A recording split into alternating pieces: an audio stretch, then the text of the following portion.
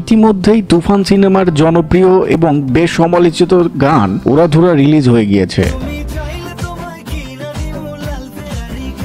আর গানটি মুক্তি পেতেই দর্শকের মন জয় করে নিয়েছে।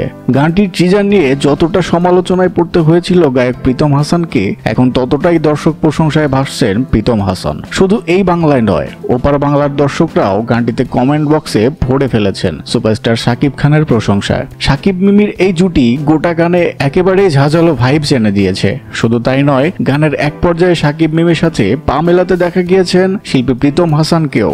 এতেই ক্ষান্ত হননি গানটির চমক। প্রথমবারের মতো পরিচালক রায়হান রাফিকেও দেখা গেছে গানের শেষে সুন্দর একটি লুকে কাট বলতে।